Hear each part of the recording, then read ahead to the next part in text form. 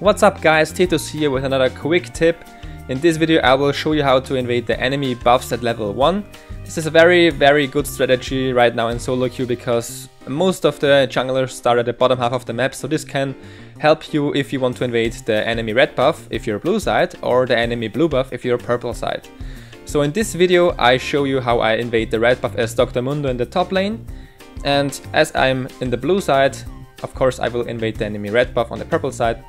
It's essential to start with a warding totem here, because you need to get some vision down so you can see when people move back from the buff, because usually some top laners or mid laners will defend the buff or even ward the buff. If that is the case, then you might not be able to pull this strategy off. Otherwise, just do as I'm doing right here. Ward around 1 minute and 5 seconds is a good time to ward. And keep in mind that although this video is titled Dr. Mundo Quick Tip, it works pretty much for any top laner, any champion that can solo an enemy buff. So I found out that it works pretty well for Mundo and Warwick, for example.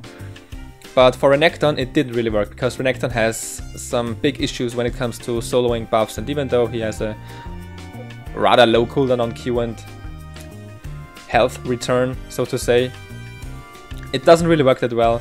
And yeah, just keep in mind that you will probably need to pop a potion, or maybe even 2 if you are not as good as Mundo when it comes to soloing buffs. And also teleport is pretty good for this as well, because when you solo it you can't just go to lane even though you have red buff. The reason why is that you are pretty low on health and you probably used up your potion if you start orange shield. So it's of course way better to go back to base, buy some potions again, buy a ward. You can also afford a ward if you do this trick here, and then teleport back to lane, as I will do later. So as you can see, I'm spacing out my Qs when I pulled the buff earlier, and this is so I take less damage. And also here a little trick here: if you pull it to this position where I'm standing, the smaller creeps will not hit you, which is very good and makes it a bit safer.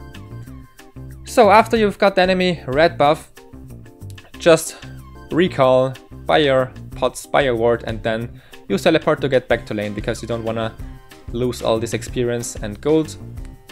That's it from my side. I hope you liked the quick tip, I hope it's useful to some of you, and until next time, bye bye!